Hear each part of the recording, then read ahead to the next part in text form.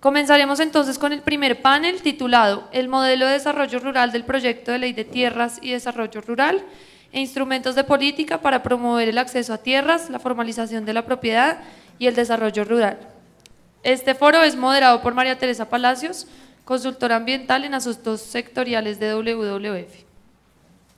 Bueno, buenos días a todos. Vamos a dar inicio entonces a este panel que se ha titulado El modelo de desarrollo rural del proyecto de ley de tierras de desarrollo rural y los instrumentos de política para promover el acceso a las tierras, la formalización de la propiedad y el desarrollo rural.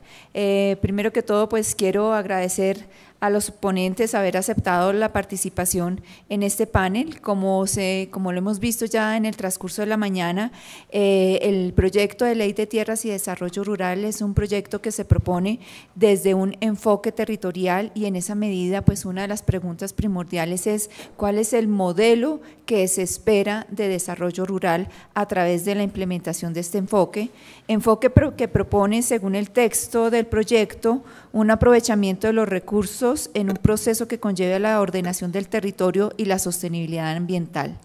Digamos que en términos conceptuales este sería como el gran objetivo desde el enfoque socioambiental o socioecosistémico. Sin embargo, muchas de las opiniones que recogemos por los medios públicos, por los eventos académicos, etcétera, muestran una contraposición sobre el cumplimiento de estos objetivos a través del actual proyecto de ley. De una parte, como lo hemos visto esta mañana, desde el Ministerio de Agricultura y desde el Ministerio de Medio Ambiente se reconocen grandes esfuerzos por incorporar el tema de la dimensión ambiental y desde un enfoque socioambiental a lo largo del texto del proyecto de ley, con avances, por ejemplo, en el reconocimiento de la posesión agraria por asuntos de conservación de los ecosistemas, en el reconocimiento de la función social y ecológica de la propiedad, los temas de expropiación por el incumplimiento de esta función social y ambiental, en temas de ordenamiento territorial. Sin embargo, también se resaltan muchos vacíos. Se menciona la inclusión del tema de cambio global, pero a lo largo del texto no se observan con claridad, por ejemplo, aspectos relacionados con cambio climático, con los procesos de adaptación. El tema de la ordenación del recurso agua se ve exclusivamente desde una mirada del riego y de drenaje, con las implicaciones que se han mencionado esta mañana sobre los impactos ambientales por la insostenibilidad del manejo de este tipo de instrumentos de adecuación de tierras, y en fin, un conjunto de elementos que se han puesto a consideración a lo largo de la mañana de manera muy general. En ese sentido, hemos invitado a nuestros panelistas para que profundicemos un poco sobre las implicaciones socioambientales de este enfoque territorial que se propone en el proyecto de ley y en particular de tres de los instrumentos que aborda el proyecto, que son las zonas de desarrollo empresarial, las zonas de reserva campesina y en particular el derecho real de superficie. En realidad, ¿cuáles son estas percepciones que tenemos sobre los impactos ambientales y sociales de estas figuras y si los elementos que se han incluido de manera, digamos, de avanzada realmente garantizan en cierta medida la provisión de los servicios ecosistémicos y la funcionalidad de los territorios rurales. Voy entonces a invitar a nuestros panelistas, voy a presentarlos. Tenemos en la mesa al doctor Luis Enrique Duzán, representante a la Cámara. Él ha sido director de Desarrollo Rural del Ministerio de Agricultura, fue también gerente del INCORA y fue coordinador por ente de la Ley 1152 del Estatuto de Desarrollo Rural, que fue declarada inexequible por la Corte Constitucional. Tenemos también la participación del doctor Jaime Forero, él es economista, actual director del Doctorado de Estudios Ambientales y Rurales de la Universidad Javeriana. Tenemos con nosotros a Yamile Salines, asesora académica de INDEPAZ, y al doctor Juan Pablo Ruiz, miembro representante del sector ambiental en el Consejo Nacional de Planeación. Bueno, sin más preámbulo, entonces vamos a darle la palabra a nuestros ponentes. Me parece que voy a darle la palabra primero a las damas, Yamile.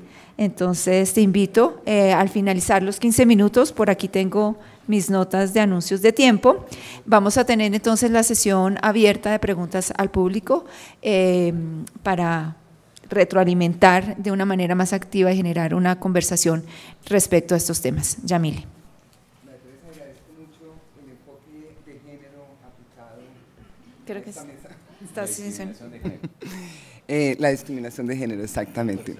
Bueno, en primer lugar quiero agradecerles a todos pues, la invitación a participar en este evento que me parece muy importante desde un debate que se está dando fuertemente de cuál es el modelo de desarrollo que se requiere el país en el campo. Y yo empezaría diciendo, yo traté de ajustarme a las 5 preguntas que nos formularon para hacer nuestra presentación, y empezaría un poco hablando del tema de si el modelo de desarrollo del proyecto de ley garantiza la generación y provisión de servicios ambientales para el desarrollo humano y productivo. Y al respecto yo diría que el modelo de desarrollo no es del proyecto de ley de tierras y de desarrollo rural. Yo creo que el modelo de desarrollo es una cuestión más de fondo y que viene desde muchos años atrás. Hay que recordar el tema de los 90 y la apertura económica, y en el marco de esa apertura económica, la construcción, formulación y ejecución de las agendas de competitividad que fueron gestadas desde el Ministerio de Comercio, que fue inicialmente presidido por quien hoy es el presidente de la República. Y en ese sentido, el modelo, digamos, lo que plantea el proyecto de desarrollo rural, de ley de tierras y desarrollo rural, es más bien unos ajustes y unas herramientas para poner en práctica los objetivos del Plan Nacional de Desarrollo 2010-2014 en lo que se refiere a la locomotora del agro. Y ahí tenemos que tener presente cuáles son esos pilares que rigen ese Plan Nacional de Desarrollo. Y en esos pilares, pues el primero es el crecimiento económico, y a través de las 5 locomotoras, si bien se habla de cerrar la brecha y brindar oportunidades para superar la pobreza, no es un tema que uno vea y observe políticas muy claras en la materia. Y en tercer lugar, el otro pilar tiene que ver con la construcción de la paz, es decir, que ese es el marco que rodea el proyecto de ley de tierras y desarrollo rural. Ahora bien, todos estos principios del Plan Nacional de Desarrollo no garantizan en sí mismo, ¿sí?, que haya una verdadera generación y provisión de servicios ambientales, porque priorizan y privilegian los criterios de crecimiento sobre otros criterios que deben tener igual significado o un mayor significado. Y es así que el énfasis, a pesar del enfoque territorial que se señala, que es muy interesante en el proyecto de ley, el énfasis se dirige al ordenamiento de la propiedad y no necesariamente al ordenamiento del territorio con criterios ambientales, culturales y sociales, que tampoco están previsto ese ordenamiento en la llamada Ley de Ordenamiento que se expidió por el Congreso. Y así las cosas, a través del ordenamiento de propiedad, lo que se busca es garantizar el acceso y la seguridad en la tenencia de la tierra, para lo que el Plan Nacional de Desarrollo dice que es los grandes conglomerados integrados horizontal y verticalmente que puedan satisfacer los requerimientos de los TLC y de algunas demandas de países como China y la India. En cambio, un ordenamiento social, ambiental y cultural del territorio se ajustaría más a los principios que rigen un Estado social de derecho, porque partiría del reconocimiento y la inclusión de los habitantes del campo como actores protagonistas del desarrollo social y económico del país, porque permitiría armonizar las relaciones entre el campo y las ciudades, y porque permitiría garantizar los derechos de los indígenas y campesinos y afrodescendientes, hombres y mujeres, al acceso y o a la restitución de las tierras de las que fueron despojadas, reconociendo sus identidades, diversidades y vulnerabilidades. Además, un enfoque de ordenamiento territorial permitiría asegurar la provisión de alimentos con un criterio de seguridad y soberanía alimentaria a través del apoyo expreso, con medidas concretas y eficaces a la economía agraria, que ha demostrado que es fuente de empleo y de ingresos.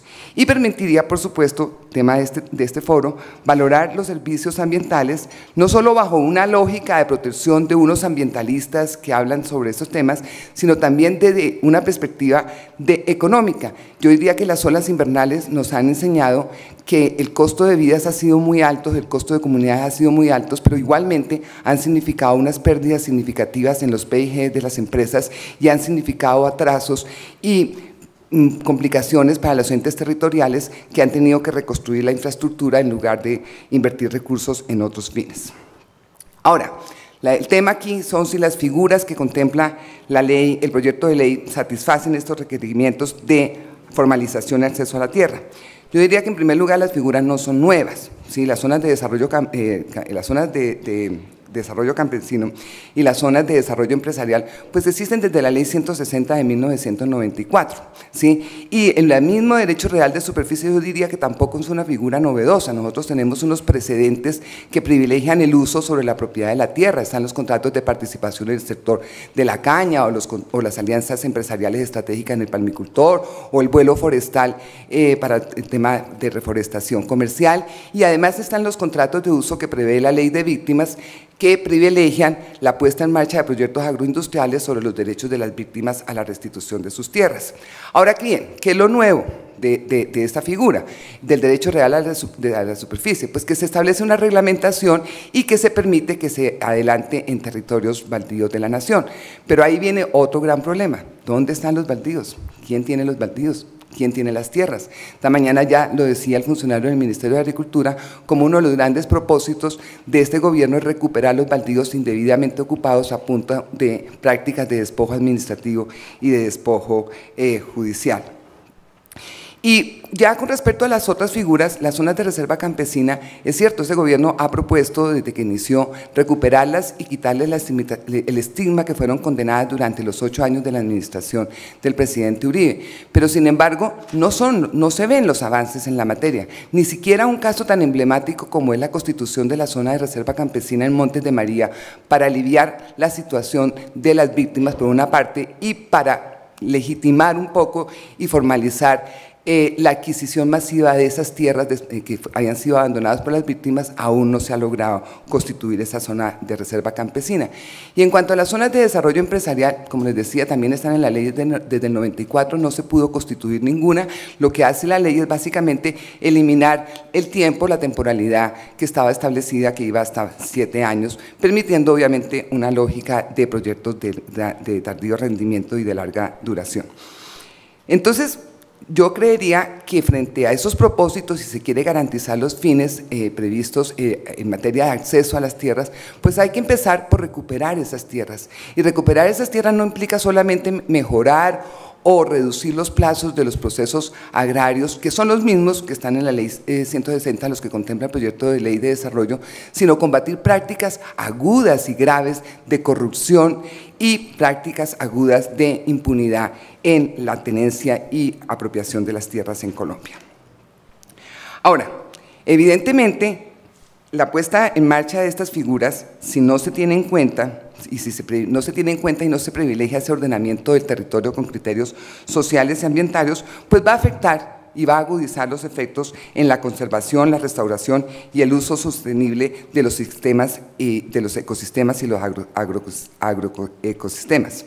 Y eso obviamente se va a ver exacerbado en la medida en que la gran pregunta es ¿para qué queremos las tierras?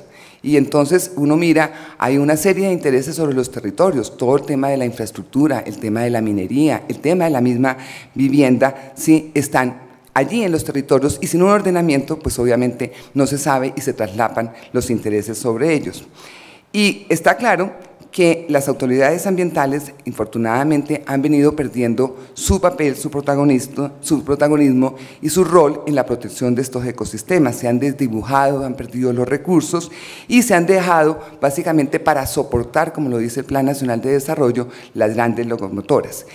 Es curioso, por ejemplo, cómo el Ministerio o las autoridades ambientales han venido perdiendo funciones, mientras que el Ministerio de Agricultura cada vez se le concentran más funciones, especialmente de carácter ejecutor. Veamos la prueba, el caso de Agroingreso Seguro, fue el ministerio que lo ejecutó, obviamente los líos que tiene. También está el tema de otorgarle la facultad en los primeros 3 años, por lo menos en la versión de abril del proyecto de ley para la sustracción de zonas de reserva forestal, o está el tema de que sea la autoridad agraria la que se encarga del certificado de incentivo forestal. Y por otro lado, mientras los proyectos de gran escala, ¿sí?, que implican concentración de la propiedad y uso de la tierra, están previstos y están acompañados de una serie de medidas, incentivos y facilidades. No sucede lo mismo con los objetivos de conservación y protección de los ecosistemas y de los servicios ambientales. Al respecto, son incipientes las medidas para exigir el pago de los servicios ambientales. No existen estímulos para los que conservan y protegen zonas de protección como los páramos, los humedales y las ciénagas. No hay verdaderos programas para reubicar de manera planificada, sostenible y en condiciones de dignidad a aquellas personas que habitan en el Sistema Nacional de Áreas Protegidas, incluyendo las que se traslapan con los territorios étnicos o los que viven en zonas de ronda de ríos o en zonas de alto riesgo, y son protuberantes y cada vez más los vacíos en los planes de ordenamiento territorial. Esto tiene que ver, yo diría, con que el proyecto de ley de tierras y desarrollo rural no es clara la función ecológica que debe cumplir la propiedad y, por lo tanto, todas estas modalidades de contaminación y afectación a los sistemas y ecosistemas se están intensificando. Sería necesario que en el trámite se adoptaran correctivos, ¿sí? Por ejemplo, expropiar a aquellos que talan, contaminan, secan ríos y se invaden zonas de protección, pero no solamente expropiarlos, sino también judicializarlos y sancionarlos, ¿sí? Y sancionar y judicializar a las autoridades que lo permiten o que no ejercen los respectivos controles, y tipificar penalmente la ocupación y apropiación de baldíos, territorios étnicos y zonas del sistema de áreas protegidas. Esto es claro. La falta de conductas penales ha permitido el despojo administrativo al Estado, despojo administrativo y judicial al Estado y a los particulares. ¿Cuáles son las principales consecuencias del derecho real de la superficie? Pues yo diría que eso también está muy vinculado a otro de los propósitos y a una de las metas que tiene el Plan Nacional de Desarrollo, y es contar con la estructura ecológica de la propiedad a una escala de 1100 a 1500. Pero en esa medida uno no ve avances. Yo los invitaría, por ejemplo, a consultar la página del Ministerio donde habla de la estructura ecológica principal. Lo hice ayer y esta es una página que está en blanco. La adopción de la estructura enfrenta una serie de problemas. Ya lo señalábamos, la debilidad de las autoridades ambientales, pero también enfrenta una serie de desafíos. Yo creo que la prueba de eso, María Teresa, que tú la conoces muy bien, es el mapa de la actitud de La Palma. A pesar de que era una disposición del documento COMPES del sector palmicultor para oleaginosas, no se cuenta con ese mapa después de un ejercicio juicioso y riguroso que hicieron las autoridades y los institutos de investigación. Y ese mapa no existe hoy en día porque los sectores económicos vinculados obviamente a la palmicultura no estuvieron de acuerdo por las limitaciones que ello generaba. Ya no te preocupes que voy terminando. Ahora bien, los propósitos digamos, del estatuto, ¿sí? Y especialmente del derecho real de la superficie, se oponen a unos planes que también están contemplados en el Plan Nacional de Desarrollo como las metas de la política ambiental, entre ellos el Plan de la Altillanura, por poner un ejemplo, la Mojana, el Macizo, la Sierra Nevada de Santa Marta. Y me voy a referir brevemente al caso de la Altillanura. La Altillanura ha sido considerada en los últimos años por muchos sectores como el foco de atracción para las inversiones y la puesta en marcha de grandes proyectos de gran escala. Empezamos con en el año 2003 a hablar de la reconquista de la Orinoquía y ahora se habla de cómo llegar a la última frontera agrícola. Pero la falta de definición sobre un ordenamiento ambiental territorial de ese territorio y la desarmonización entre las políticas públicas ha llevado, por un lado, que más de 300.000 hectáreas, dice la Corporinoquia, han cambiado de dueños, por una parte, pero ha llevado también a situaciones que son muy complejas para el sector empresarial. La reforma del Plan Nacional de Desarrollo a las UAF, es decir, permitir adquirir más de una UAF, y el fallo de la Corte, ¿sí?, pongámoslo en términos de lo que ha señalado la revista Dinero como para ilustrarlo. Pasamos de los nuevos llaneros, los grandes inversionistas que veían la siembra de maíz, palma, caña en ese territorio, a los pobres llaneros con la caída de esa norma. Y ya para terminar, la última pregunta es un poco referida a cómo el proyecto y su visión de desarrollo puede aportar a las nuevas negociaciones de paz. Yo creería que el tema de las tierras, los derechos de las víctimas y la sustitución de los cultivos de uso ilícito que están puestos en la agenda es muy importante y demuestran la importancia de esos temas en la realidad del país. Pero yo creo que la discusión no es en la mesa en La Habana, yo creo que la discusión tiene que ser por los canales democráticos con la amplia participación de todos los sectores sociales del país. Gracias.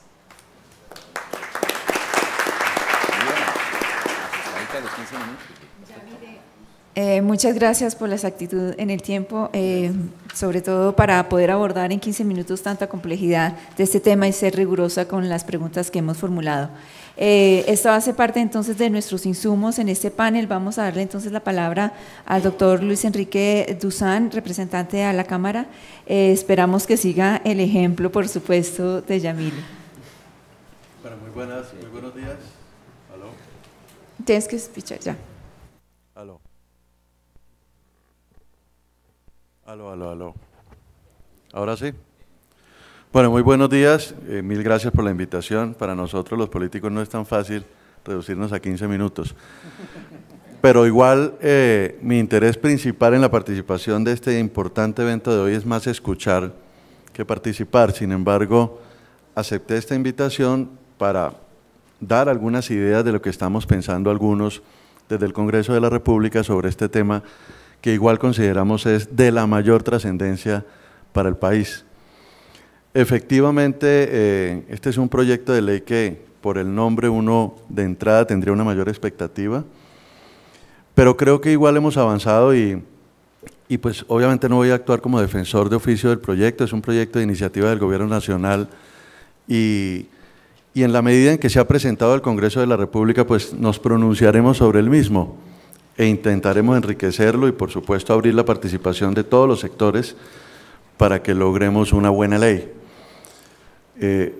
Me parece que el proyecto en ese sentido pues tiene un enfoque mucho más dirigido hacia el sector agropecuario, por supuesto, es de origen del Ministerio de Agricultura, pero intenta una mirada de la integralidad del sector rural, del desarrollo en el campo, involucrando los temas sociales, desde lo territorial, que ese me parece que es tal vez el principal avance en los últimos años en esta discusión, e intenta también avanzar mucho más fuerte en los temas de tierras, que a pesar de que están en la Ley 160, buena parte de estos instrumentos no han sido aplicados y en algunos casos no han sido aplicables por la misma forma como han estado diseñados.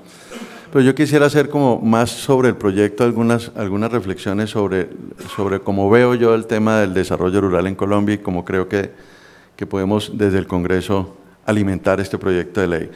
En principio quiero decir que en mi criterio el campo colombiano, la mirada que debemos tener hacia el campo colombiano no debe ser ni la del olvido que ha tenido tradicionalmente, alguien lo decía aquí, sobre todo desde las ciudades, el conflicto urbano-rural, pero tampoco desde el asistencialismo como parece que se empieza a mirar en muchos sectores.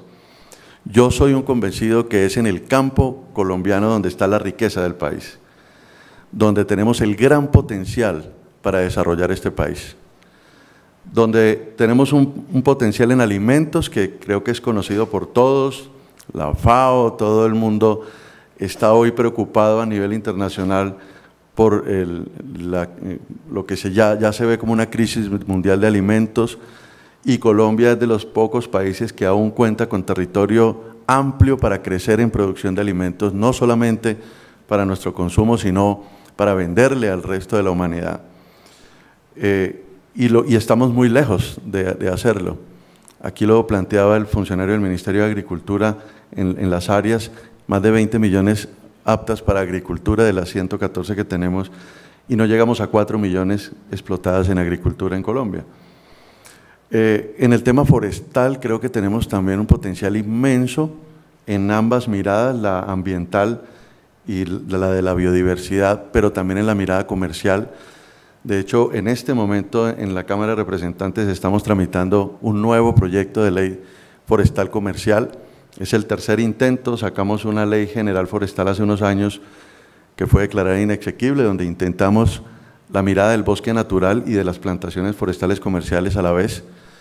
luego aprobamos otro forestal comercial que también tuvo problemas de trámite y ahora estamos intentando este. Se ha abierto un fuerte debate al interior del Congreso porque algunos ven este proyecto peligroso en términos ambientales, algunos creemos que lo contrario, estamos generando materia prima para quitarle la presión al bosque natural. Otros lo ven peligroso para la economía campesina y la seguridad alimentaria. Creemos que no, si lo manejamos bien desde el punto de vista del uso del territorio. Y a partir de toda esta discusión que se está dando, creo que vamos a sacar una ley forestal comercial interesante para el país. El otro gran potencial, minería, hidrocarburos, generación de energía, donde hoy vemos un gran conflicto en Colombia sobre este tema, o como lo que aquí llamaban el choque de trenes o choque de locomotoras, pero la necesidad precisamente de ponernos de acuerdo en ordenar el territorio de tal manera que esta actividad también pueda ser realizada de manera sostenible y que además le genere riqueza realmente a la población rural y a la población colombiana en particular, en general, perdón. El tema de los biocombustibles, que también ya hay una regulación importante en el que hemos hecho algunos avances, con un temor, por supuesto, en Colombia y en el mundo sobre la competencia de estos con los alimentos, pero también en la medida en que usemos bien el territorio, creo que también podemos tener ahí un potencial inmenso. El tema del turismo, que cada vez yo creo que crece más, particularmente en mi departamento del Huila, creo que es un departamento con un potencial turístico rural impresionante, y el país en general lo tiene. Y por supuesto, el tema de la biodiversidad, de los servicios ambientales, pues vistos como una responsabilidad de todos, pero también como un potencial de generación de riqueza económica para nuestra población, generalmente, toda la población en general, no solo la rural. En sí yo lo que creo es que es hora de que el país vuelva a la mirada del campo y lo mire de esa manera, como un potencial inmenso que tenemos productivo de desarrollo y no solamente la necesidad de resolver un problema social. Por supuesto que aquí ya también mostraron las cifras, el problema de inequidad, de la gran brecha que hay entre lo urbano y lo rural. Todos los indicadores pues demuestran el gran atraso que hay en el campo y es uno de los retos que hay de resolver el problema de abandono y de pobreza que hay en el campo.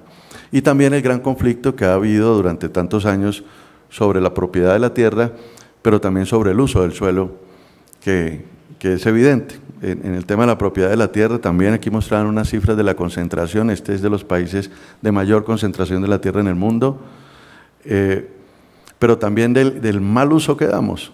Ya lo decía en el tema de agropecuario, pero también en el tema ganadero, aquí se mostraban las cifras como tenemos ganaderizado el país y con ganadería extensiva, generando grandes problemas de todo orden, y por supuesto también en el tema forestal y en el tema ambiental, el gran conflicto que hay en los usos del suelo, que yo pensaría que debemos hacer un esfuerzo grande para que desde esta ley, desde este proyecto de ley, intentemos resolver esa situación. Y si uno mira históricamente cómo hemos manejado el territorio y un poco la lectura de lo que ha sido la reforma agraria, el manejo de la tierra en Colombia, creo que hemos ido en una dirección totalmente incorrecta.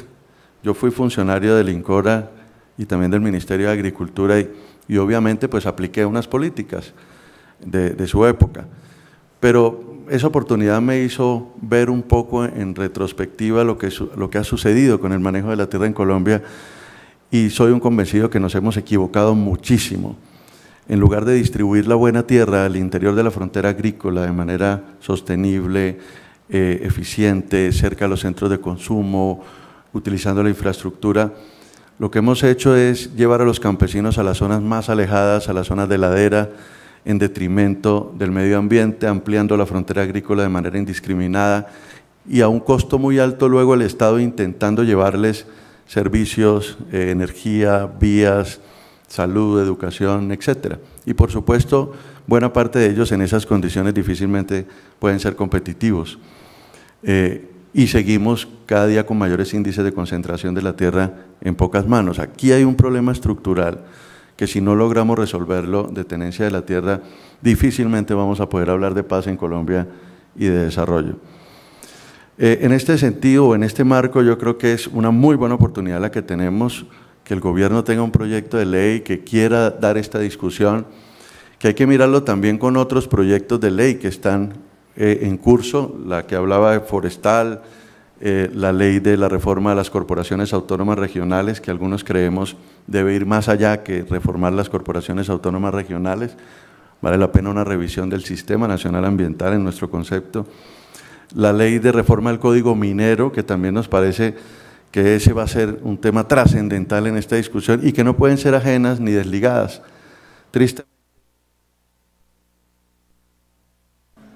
Tristemente perdimos la oportunidad, bueno, pero por lo menos se avanzó un poco con la ley de ordenamiento territorial, que como aquí tal vez lo dijo la doctora Salinas, finalmente no se hizo lo que se debió hacer en esa ley, pero algo se avanzó.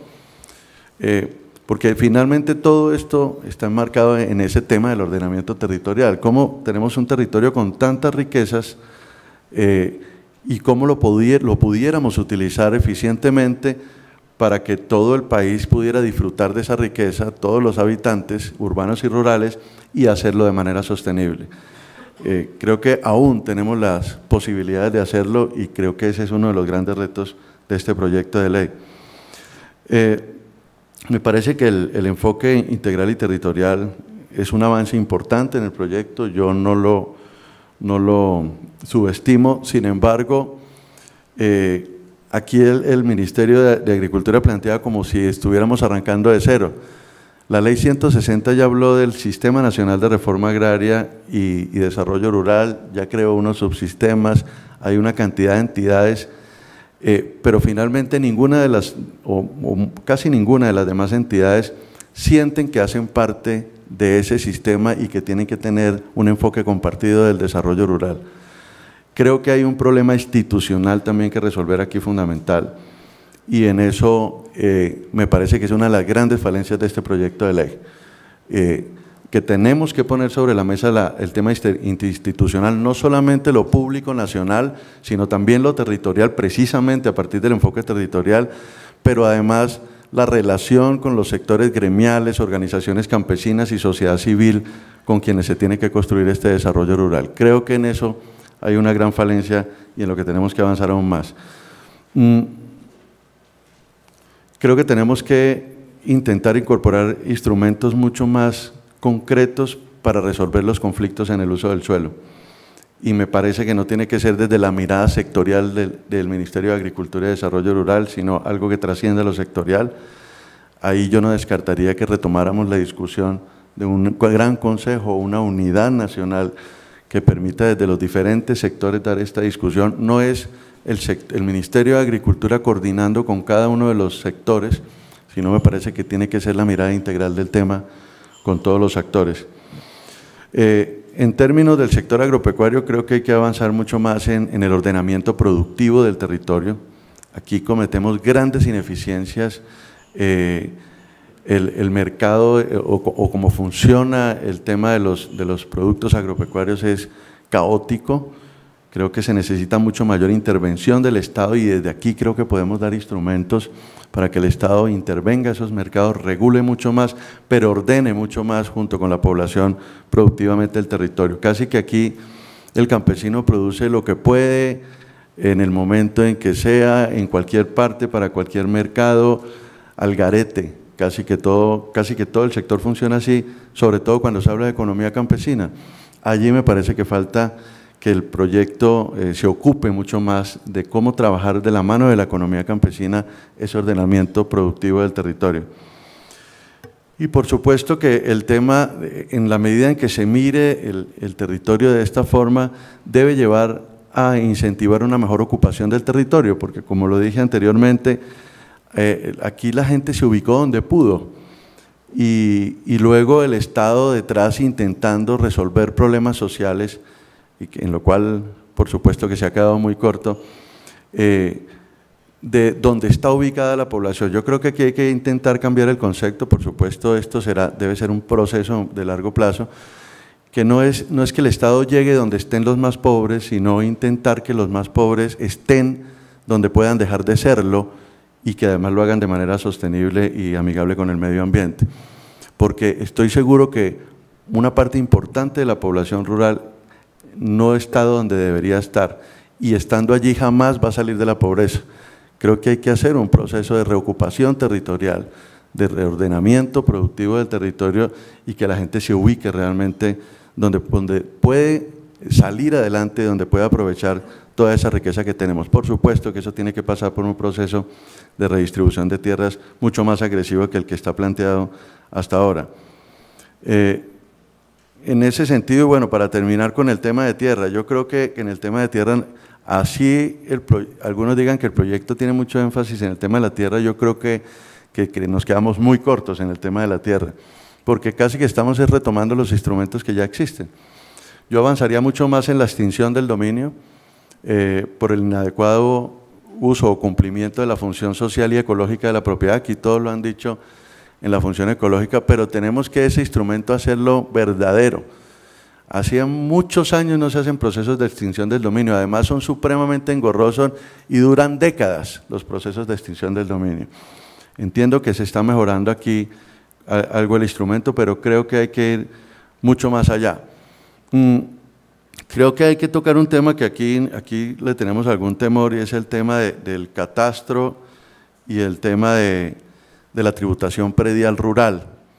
Lo intentamos en la 1152, quedó algo leve, pero creo que es una buena oportunidad para que avancemos mucho más. Aquí mucha gente no paga predial, no usa los predios, hay muchos predios improductivos. Yo diría que ese instrumento de derecho de superficie que dicen que busca optimizar el uso del suelo, sería mucho más viable para optimizar el uso del suelo utilizar instrumentos como la sobretasa del impuesto predial para los predios ociosos o improductivos. Creo que hay que avanzar más en ese tipo de instrumentos para realmente dinamizar el buen uso del suelo, de acuerdo con la vocación. Y en eso entiendo que hay un temor político, pero creo que estamos en un momento oportuno para ver esa discusión. Sobre los instrumentos que allí están de reserva campesina, desarrollo empresarial, como aquí ya se ha dicho, son instrumentos que ya existen, tienen muy pocos cambios realmente. En mi oportunidad como gerente del INCORA creamos algunas zonas de reserva campesina. Yo hoy haría una evaluación de esas zonas después de 18 años, qué ha pasado, cómo han evolucionado, si son efectivas realmente. Me parece que es un excelente instrumento, no solamente para dirigirse a la economía campesina, proteger la economía campesina, potencializar la economía campesina, sino también para intentar limitar el crecimiento o la ampliación indiscriminada de la frontera agrícola. Sobre las zonas de desarrollo empresarial, pues no se ha hecho ninguna, no tenemos experiencia, no sé si con esa modificación que se hace aquí vamos a lograr algo. Me parece que es otro concepto, bien valdría la pena también profundizarlo. Y sobre el derecho de superficie, sinceramente, no termino de entender el instrumento, tal vez no he tenido como el tiempo de profundizarlo, pero no creo que sea el gran tema o el gran instrumento para resolver todos los retos que tenemos en este proyecto de ley. Finalmente, creo que debemos aprovechar esta gran oportunidad y quiero aprovechar este escenario para invitarlos, en la medida en que el proyecto de ley se ha presentado a consideración del Congreso de la República, a que hagamos el debate con todos ustedes. Vamos a intentar escenarios muy abiertos para la discusión del proyecto de ley. Sé que el gobierno ha hecho esfuerzos por enriquecerlo, que se ha reunido con expertos en los temas, que lo ha hecho al interior con las demás entidades ambientales y otras entidades, pero creo que el escenario del Congreso va a ser bien importante para que lo enriquezcamos y saquemos una ley que vaya, como dije al principio, mucho más allá de resolver un problema de inequidad o de asistencialismo para atacar la pobreza rural, sino a que esa gran riqueza que tenemos en el campo la convirtamos en una riqueza para todos los colombianos. Vamos a tener esa oportunidad.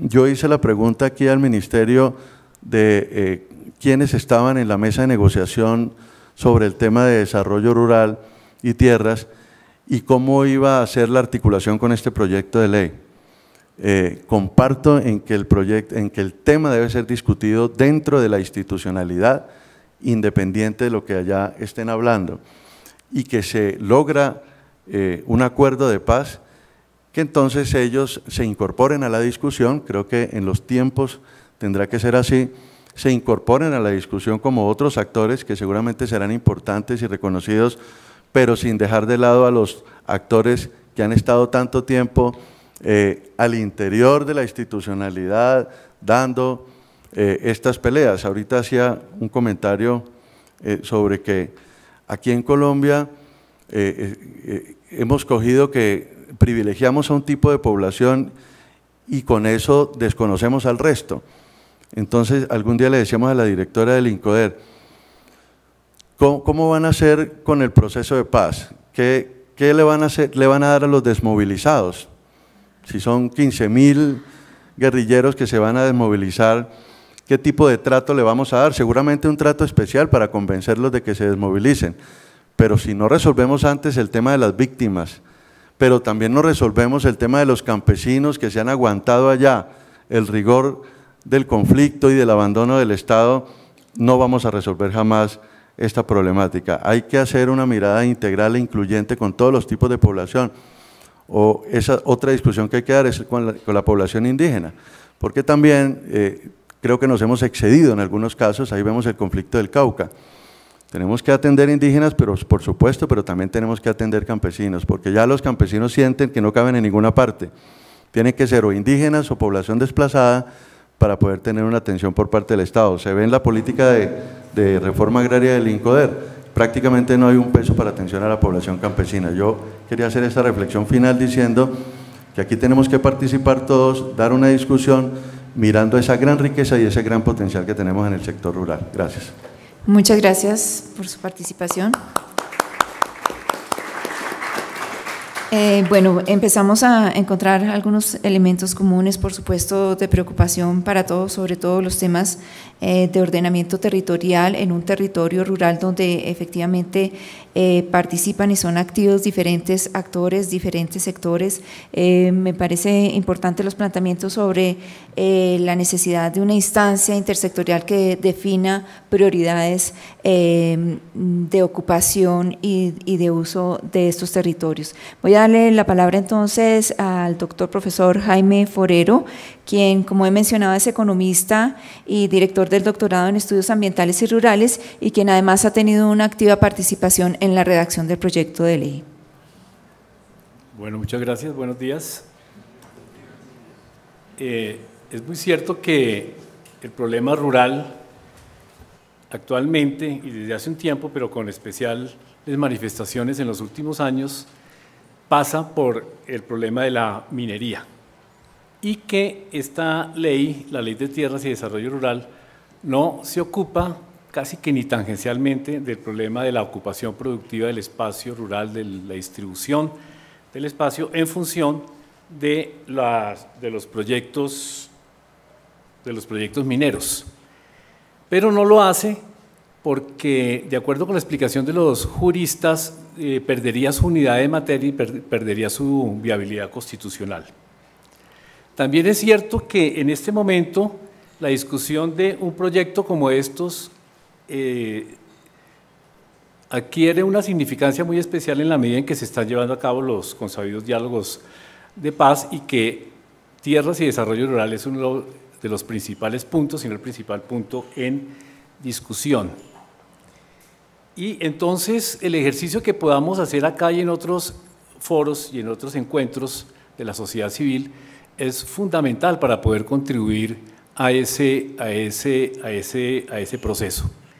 En ese sentido, yo quiero llamar la atención sobre unos encuentros que hemos tenido con los autores de la Ley Alternativa Agraria, de la Mesa Agraria, que reúne un gran conjunto de organizaciones campesinas, indígenas y afrodescendientes, y quiero resaltar que los dos proyectos, el proyecto de Ley de Tierras y Desarrollo Rural que propone el Ministerio y del cual yo tuve algo que ver en la medida en que fui parte de la comisión que convocó el ministro para ayudarle a redactar este proyecto, y el proyecto de la Ley Alternativa Agraria son amplísimamente coincidentes, casi que idénticos en materia de lo que llamamos tradicionalmente los mecanismos de reforma agraria, los mecanismos legales encaminados a distribuir y racionalizar el uso de la tierra. Hay una diferencia fundamental que es más que todo aparente en cuanto al punto más polémico que se ha mencionado varias veces acá, que es el de derecho real de superficie. Pero digamos que hay un esperanzador acuerdo entre distintos sectores en función de la posibilidad de llegar a convergencias interesantes en este momento. En cuanto al problema de la tierra, precisamente, y tal como lo anunciaba Andrés Bernal, se afrontan los retos de la usurpación por los particulares de parte de las tierras que son nuestras, que son de la sociedad del Estado.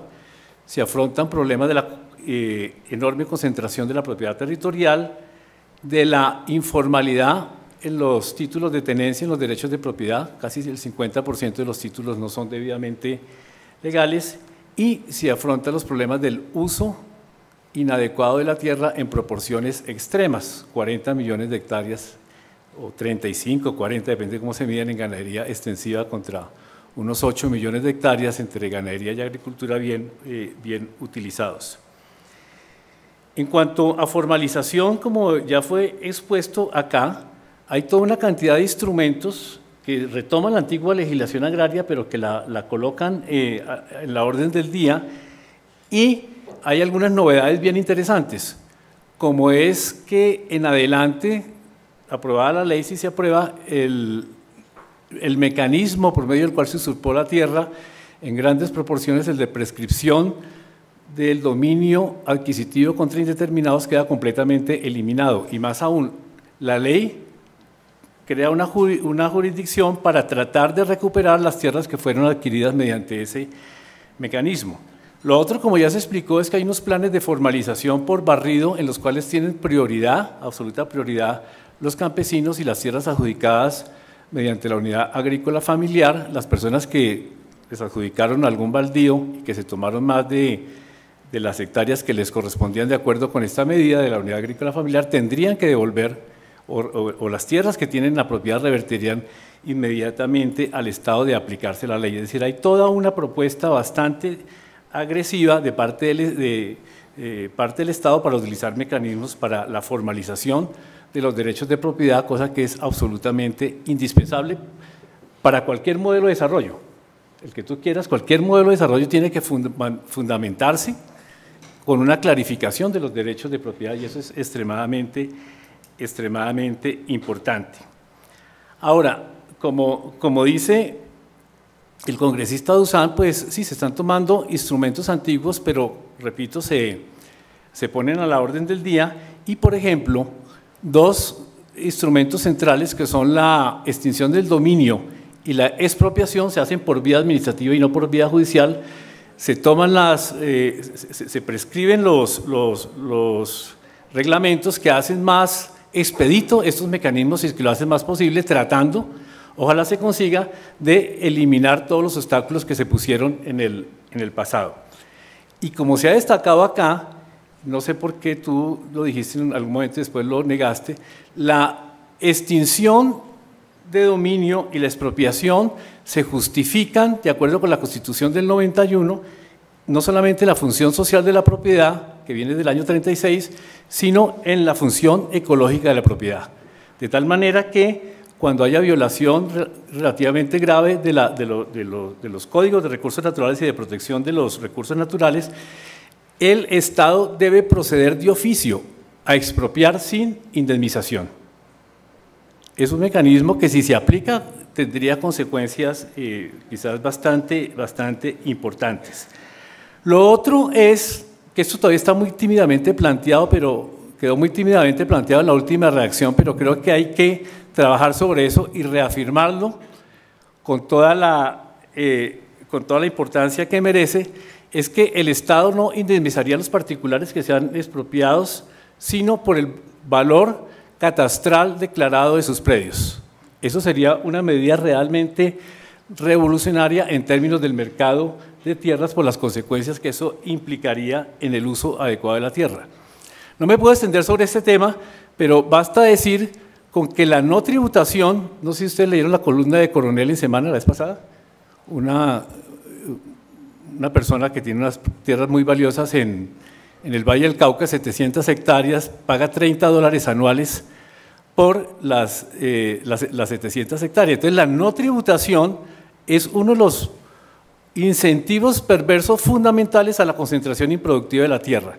En la medida en que esto se desarrolle, y ojalá senadores, congresistas como el doctor Dusan ayuden a esto, si se desarrolla esta posibilidad, habría un cambio fundamental en el mercado de tierras en Colombia. La figura del derecho real de superficie ha sido, ya lo dije, muy controvertida, pero yo le veo una virtud muy interesante, y es que va a facilitar de parte del Estado la administración en función de los objetivos que se propongan, objetivos sociales y objetivos ambientales, sus tierras para proyectos productivos de gran escala. Es decir, en lugar de recurrir a todos los mecanismos fraudulentos que se están recurriendo en este momento para apropiarse de tierras como las de la Orinoquia, el Estado clarificaría esos títulos, las tierras revertirían al Estado y las podría conceder de acuerdo con criterios asignados por la UPRA, por la Unidad de Planificación Regional Agropecuaria, los concedería en derecho de real de superficie hasta 30 años, no necesariamente 30 años, pueden ser 5, pueden ser 10, imponiendo como arrendador, como dueño legítimo del baldío adjudicado, las condiciones que tenga a bien poner y que deben responder, por supuesto, a hacer cumplir la función social y la función ecológica de la propiedad. Le asigno 20.000 hectáreas en altillanura para un proyecto agroindustrial.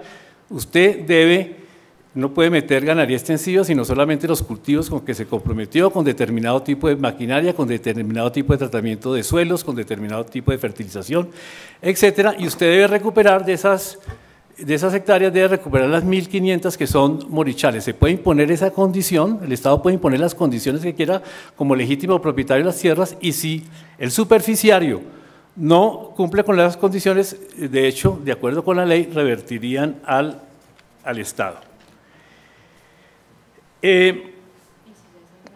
Por otro lado, yo quisiera llamar la atención sobre algunos de los aspectos relacionados con los ecosistemas y el medio ambiente. Ya enuncié el primero, la posibilidad de ceder los baldíos bajo el derecho real de superficie le da la posibilidad al Estado de manejarlos de acuerdo con criterios ambientales.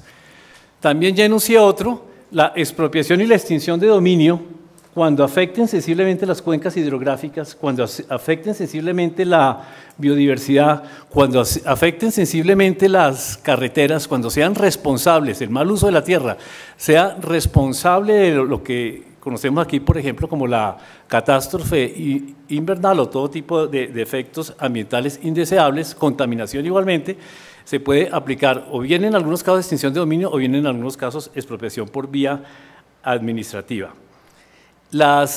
En cuanto a la asignación de tierras, se tienen tres figuras interesantes. Lo primero, las reservas campesinas se pueden asignar en áreas de amortiguación bajo condiciones estrictamente establecidas de manejo sostenible.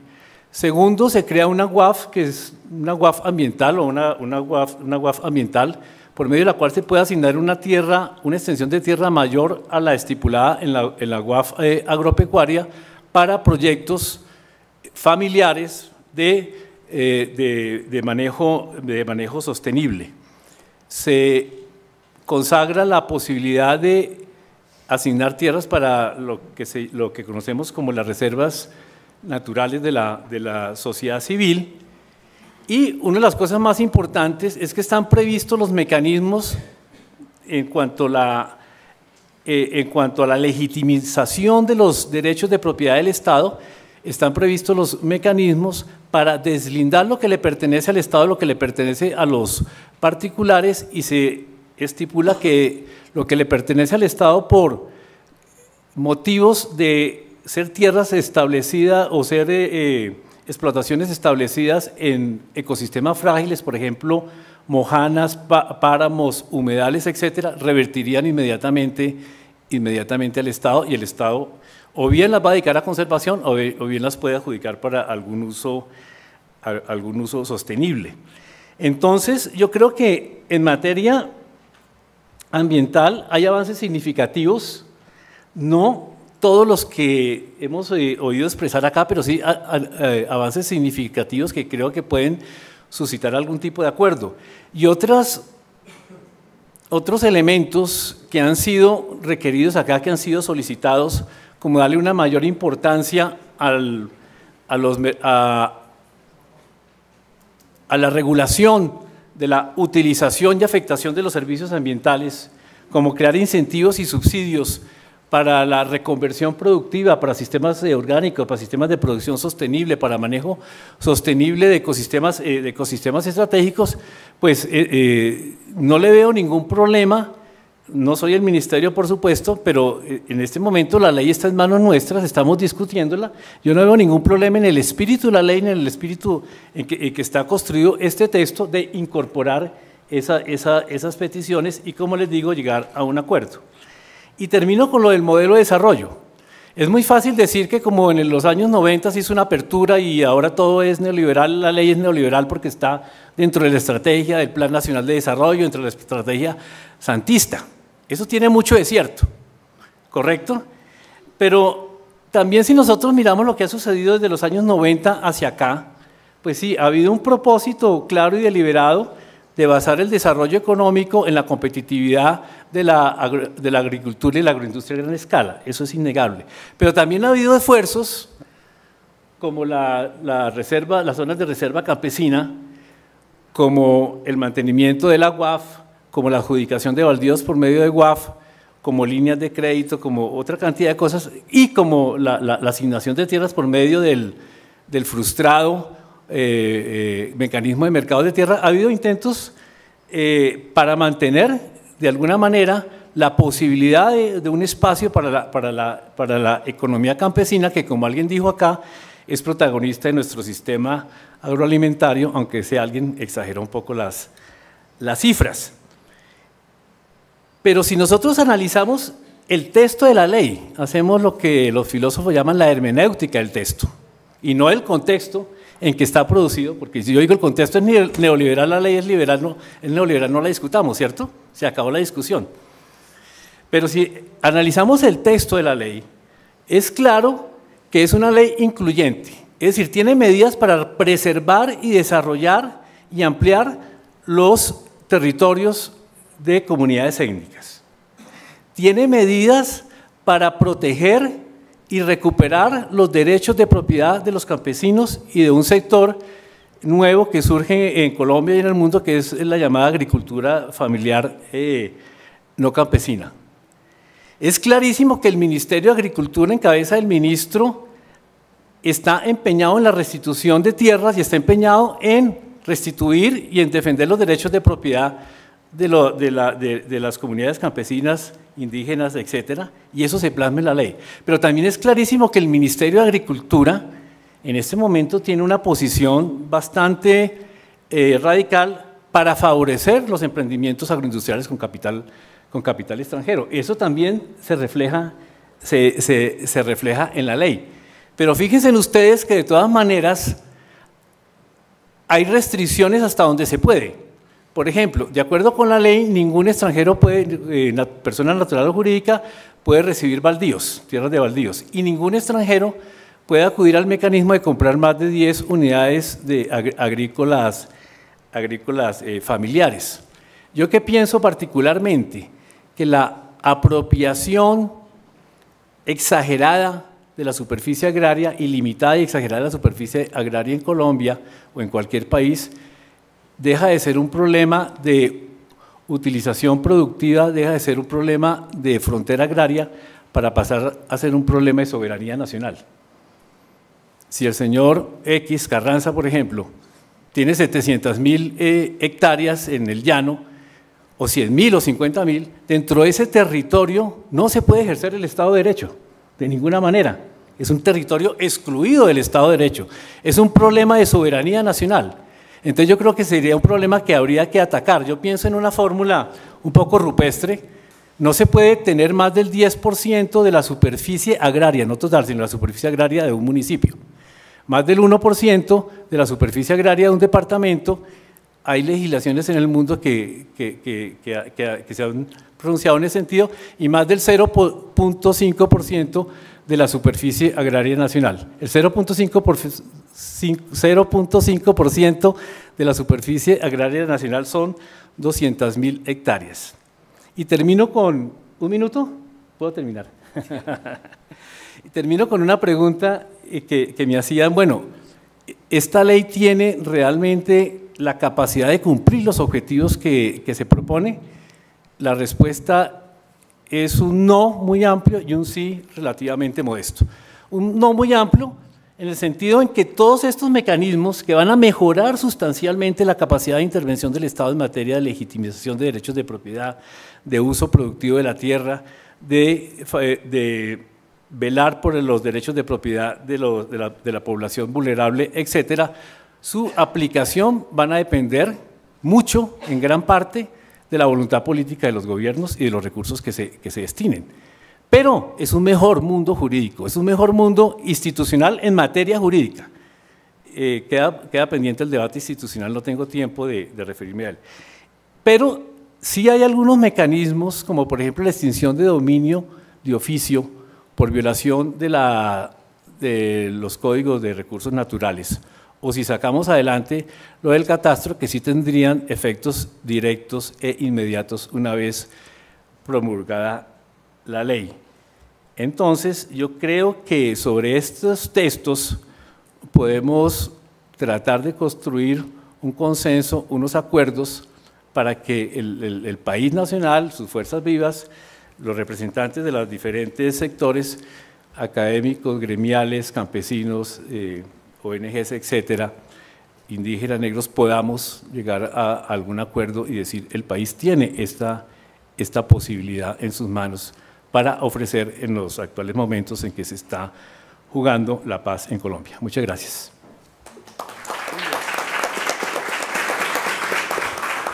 Gracias, Jaime. Creo que con tu intervención hemos tenido una visión un poco más optimista del proyecto de ley de tierras, que le das oportunidades a varias de las figuras que se presentan en el proyecto de ley, incluyendo virtudes al derecho real de superficie de la administración del Estado. Sin embargo, pues el tema de la institucionalidad que mencionas no alcanzas a tocar, pues sería uno de los elementos críticos. ¿Cómo serían esos elementos institucionales de seguimiento? ¿En qué momentos podríamos, lo dejamos para ahorita, para la sesión de preguntas? Y si al momento de requerir la devolución de las tierras no tendríamos que estar cargando con nuevos pasivos ambientales. El tema de la expropiación, por supuesto, que es no nueva tampoco, pero del dicho al hecho y a la realidad de la no función ecológica, no cumplimiento de la función ecológica de la propiedad, por ejemplo, sobre las hectáreas en ganaderías insostenibles, cómo serían esos procesos, serían reales, a partir de cuándo, en fin, mucho tema para la discusión. Vamos entonces con nuestra última intervención. Juan Pablo prometió que iba a cerrar con broche de oro este panel, entonces… No. Bueno, muchas gracias, María.